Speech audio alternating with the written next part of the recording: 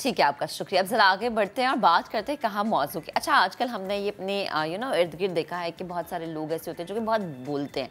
अच्छा, बहुत बोलना एक अलग चीज़ है और किसी को बोलने ना देना ये एक अलग है।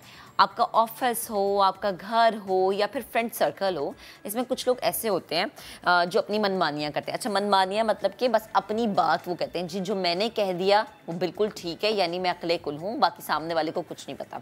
सामने वाले को बोलने का मौका नहीं देते, या अगर वो बेचारा बोल भी पड़ता है ना तो ऊंची आवाज़ अपनी करके उसकी आवाज़ को दबा देते हैं, जिससे वो शख्स बाज़ औक़ात एहसास कमतरी का शिकार हो जाता है। क्योंकि हमारे इर्द गिर्द अगर थोड़े से ऐसे लोग हैं जो कि लाउड हैं, तो थोड़े ऐसे भी लोग हैं जो कि बेचारे सेंसिटिव हैं, कमज़ोर दिल के लोग होते हैं। अब ये क्या बिहेवियर होता है? आप अपने इस बिहेवियर को कैसे चेंज कर सकते हैं? या वो लोग जो कि इस चीज़ को फेस करते हैं कि जी वो अपनी बात किसी भी जगह पर, किसी भी महफिल में, किसी भी गैदरिंग में बैठ के करना चाह रहे होते हैं, लेकिन कुछ लोग ऊंची आवाज़ करके, लाउड होकर उनकी आवाज़ को दबा देते हैं, ये आप किस तरह से ओवरकम कर सकते हैं? माहिर नफ्सियात तैयबा अजीमी इस वक्त मुझे स्टूडियोज़ में ज्वाइन कर चुके हैं, उन्हें शामिल गुफ्तगू करते हैं। अस्सलाम वालेकुम, गुड मॉर्निंग, कैसी हैं आप? वालेकुम अस्सलाम, मैं बिल्कुल ठीक। अच्छा, मुझे बताएं कि ये बड़ी नॉर्मल सी चीज़ है कि लाउड बात करना, ठीक है? कुछ लोग होते हैं जी बड़े वोकल होते हैं। अच्छा, बात ऊंचा करना, ये फिर आपका बिहेवियर समझ में आता है कि जी शायद एक तो फैमिली से भी होता है, एक माहौल का भी बड़ा असर होता है। लेकिन लाउड बात करने के अलावा कि किसी को बोलने ना देना, कि जो आप कहें जो मैंने कह दिया ना बस वही ठीक है, बाकी तो बंदा गलत बात कर रहा है, ये क्या बिहेवियर है? एक चीज़ होती है जो हम बात करें, कम्युनिकेशन की बात करें कि दो लोगों के दरमियान किस तरीके से बातचीत होती है।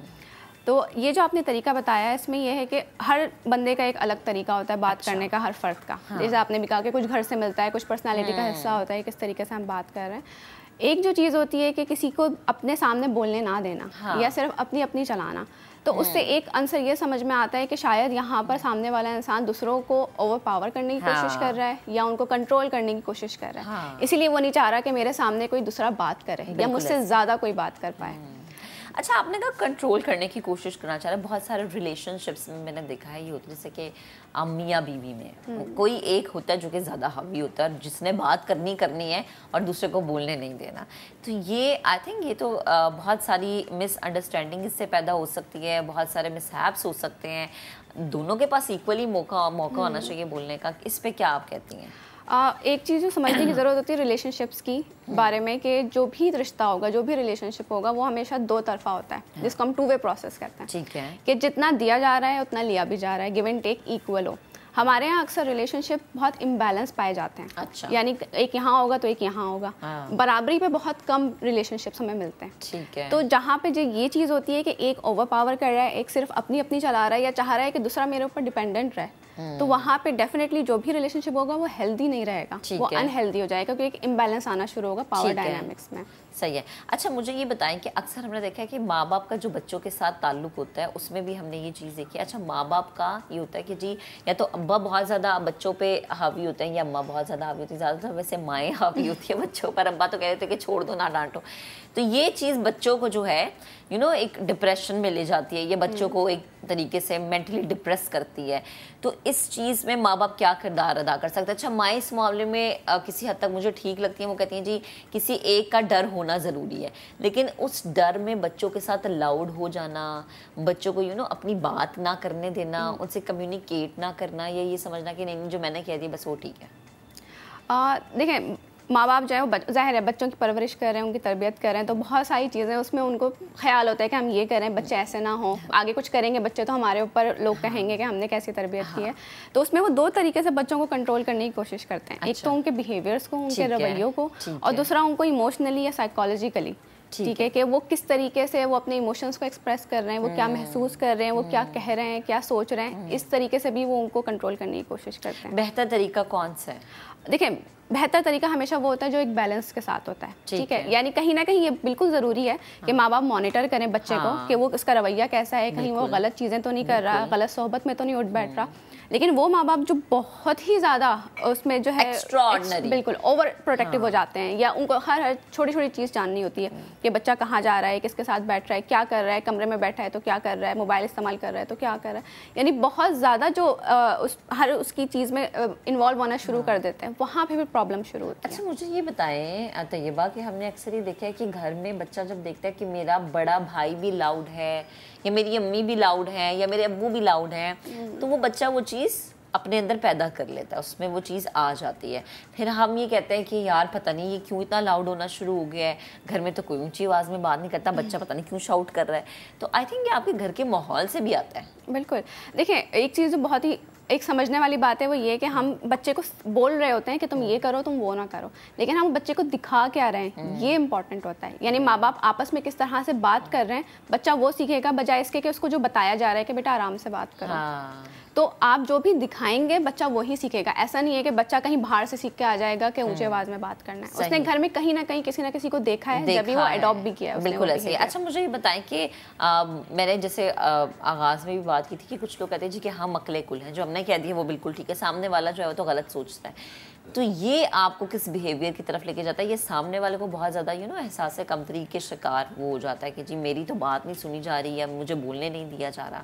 तो इस चीज़ को आप कैसे डील कर सकते हैं? देखिए जब एहसास कमतरी होता है तो एहसास बरतरी भी होता है कुछ लोगों में, और वहीं पे कोशिश की जा रही होती है कि सामने वाले को नीचा दिखाया जाए, दबा दिया जाए, प्रेशराइज किया जाए। बिल्कुल। तो ये चीज़ जो देखिए हर चीज़ दो तरीके से जब हम बात करते हैं घर की कि घर से आपको किस तरह का माहौल मिला है, तो वहाँ पे अगर कहीं पे भी इम्बैलेंस रहा है या अनहेल्दी रिलेशनशिप्स रहे हैं तो वहाँ पे दो चीज़ें सामने आती हैं। या तो वो लोग सामने आएंगे जिनका बहुत ही कॉन्फिडेंस कम होगा, खुद एतमादी बहुत ही कम होगी, या फिर वो लोग सामने आएंगे जो कि एक मसनूई खुद एतमादी के साथ सामने आते हैं। अच्छा। तो वहाँ पर ये चीज़, ये दो तरह की, यानी अब क्या ये इम्बैलेंस हो गया ना, एक्सट्रीम है कि एक तो इतनी यहाँ पर है उसकी खुद एतमादी या फिर यहाँ पर है, एक बैलेंस नहीं है। अच्छा मैं अगर किसी महफिल में बैठी हूँ जी, मैं अपनी बात पहुँचाना चाह रही हूँ या मैं अपना पॉइंट ऑफ व्यू डिस्कस करना चाह रही हूँ लेकिन मुझे बोलने नहीं दिया जा रहा, मैं क्या करूँ?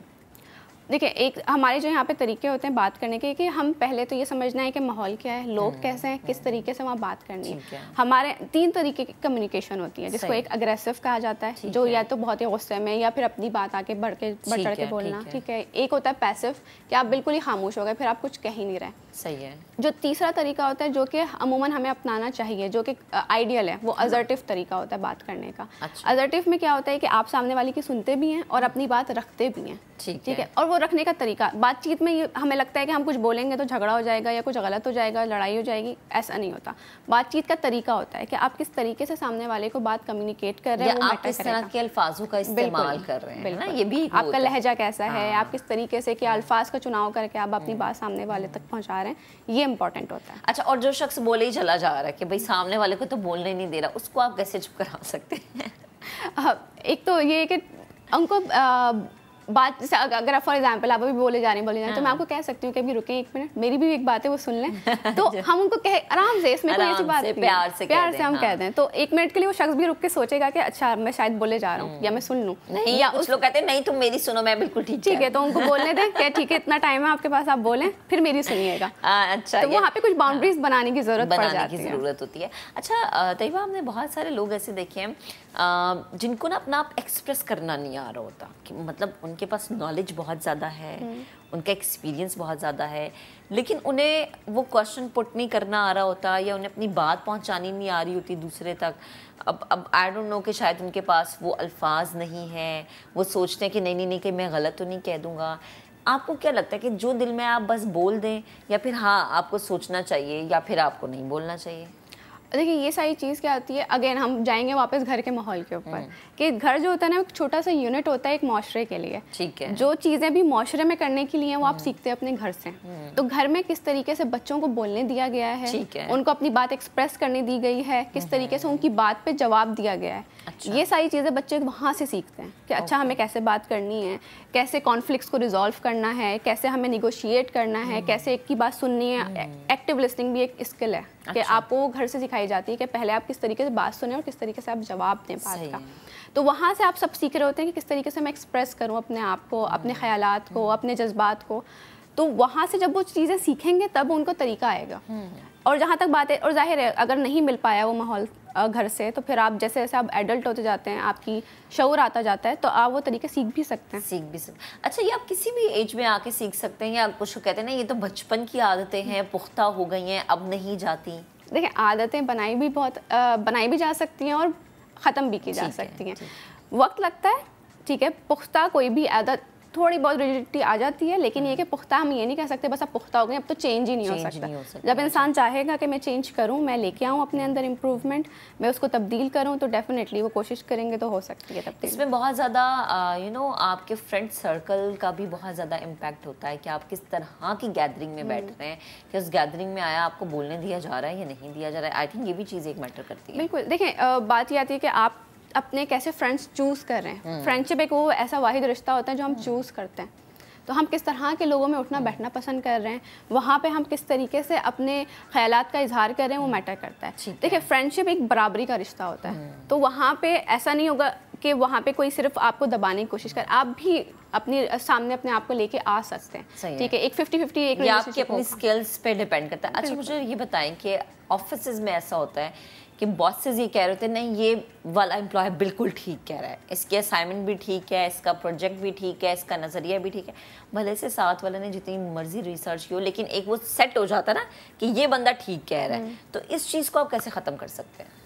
हाँ देखिए, वो तो डिपेंड करता है वो किस बात पे उसको ठीक कह रहे हैं। क्या वाकई अगर उनका काम ठीक है तो जाहिर है उस हिसाब से उनको कहा जा रहा है, लेकिन अगर वो बात अमूमन ऑफिस में उस एम्प्लॉय का ज़्यादा अच्छा माना जाता है जो थोड़ा सा सबमिसिव होता है, जो थोड़ा सा उनकी बात पे बस हाँ हाँ हाँ कह रहा होता है, उन मान रहे हैं, खामोशी से सुन रहे हैं, ठीक है, तो उनके बारे में ऐसी चीज़ें ज़्यादा कही जाती है। लेकिन दूसरी चीज़ होती है कि काम की बात आ जाती है, काम की बात थोड़ी सी फेवरेटिज्म भी आ जाती है। ठीक है तैयबा, बेहद शुक्रिया हमारे साथ मौजूद थी, गुफ्तगू कर रही थी।